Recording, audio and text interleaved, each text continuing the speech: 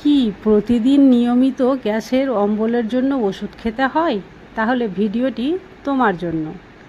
আজকের ভিডিও যদি তোমরা দেখো তাহলে আর কোনো দিন গ্যাস অম্বলের জন্য গাদার গাদা ওষুধ খেতে হবে না। হাতের কাছে থাকা সামান্য কটি উপকরণ দিয়ে তৈরি করে নিতে পারো এই মহা ঔষধিটি। নিজের হাতে তৈরি করা এই রেমেডিটি খুবই কার্যকরী। এটা আমি যখন তখন বাড়িতে তৈরি করে নিজে খাই, বাচ্চাদেরও খাওয়াই। তাই ভাবলাম এত ভালো একটা রেমেডি তোমাদের সঙ্গে শেয়ার করি।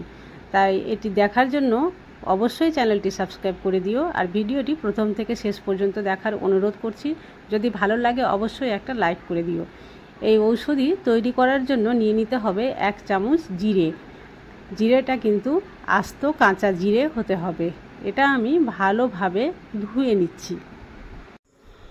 দেখতেই পাচ্ছ কতটা ভালোভাবে পরিষ্কার করে নিচ্ছি। যদি জিরের গায়ে কোনো ধুলোবালি থাকে তাহলে সেটা কিন্তু ধুয়ে পরিষ্কার হয়ে যাবে। এখানে আমি একবার ধুয়ে নিয়েছি, তাতেই পরিষ্কার হয়ে গেছে। আর এটা আমি এবার ছেঁকে নেব। ছেঁকে নিয়ে যে জলটা আছে সেই জলটা আমার প্রয়োজনে লাগবে না, শুধু জিরেটাই আমি নিয়ে নেব। জিরেটা ছাঁকা হয়ে গেছে। এবার আমি জলটা সাইডে সরিয়ে রেখে দিলাম, আর জিরেটাকে আমি একটা পাত্রে ঢেলে নেব, যে পাত্রে আমি সেটা গরম করব বা সেদ্ধ করব। পিকে ম্যাজিক ফুড ফ্যাক্টরিকে তোমরা যদি ইনস্টাগ্রামে ফলো করতে চাও তাহলে ডেসক্রিপশানে লিংক দেওয়া রয়েছে, সেখানে গিয়ে অবশ্যই ফলো করতে পারো। এই পাত্রে জিরে রাখার পরে দিয়ে দিচ্ছি 1 কাপ জল। জলের মেজারমেন্টটা অবশ্যই প্রয়োজন। আমি এখানে 1 কাপ জল দিয়ে দিয়েছি। এবার এটা গ্যাসের ফ্লেম অন করে আমি ততক্ষণ পর্যন্ত সেদ্ধ করে নেব যতক্ষণ না জলটাও অর্ধেক কাপ হয়ে যায়। তো চলো গ্যাসের ফ্লেম অন করে এটা আমি গ্যাসে চাপিয়ে দিই।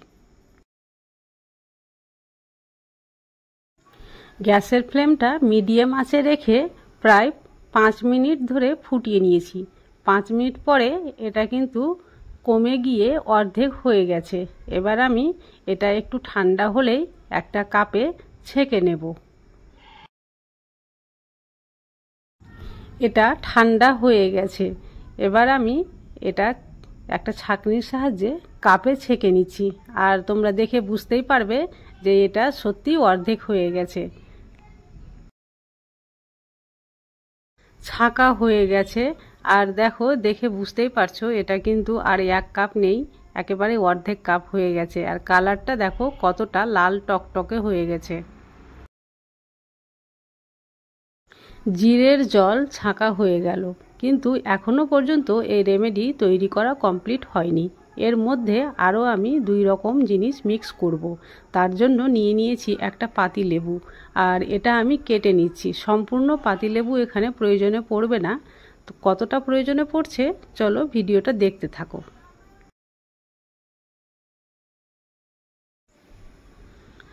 এখানে আমি পাতিলেবু থেকে সামান্য 4 থেকে 5 ফোঁটা রস দিয়ে দেব।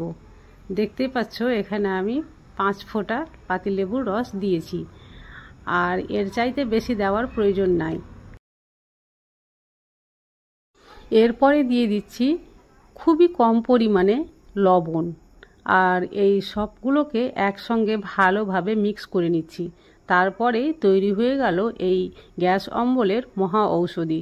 যদি এটা তৈরি করে প্রতিদিন খাও তাহলে আর কোনো দিন গ্যাস অম্বলের জন্য গাদার গাদা ট্যাবলেট বা ঔষধ খেতে হবে না। চলো তোমাদের সঙ্গে এবার আমি কয়েকটা কিচেন ট্রিক্স শেয়ার করি।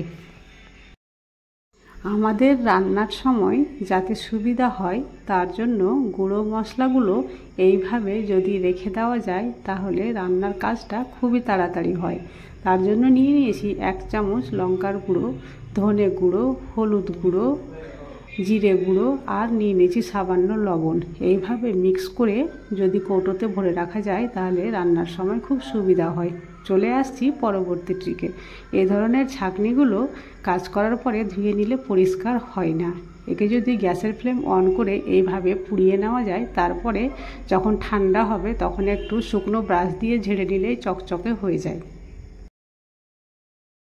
আজ তাহলে এই পর্যন্তই। কাল আবার দেখা হবে অন্য কোনো নতুন ভিডিওতে। ততক্ষণ পর্যন্ত তোমরা সবাই সুস্থ থাকো, ভালো থাকো।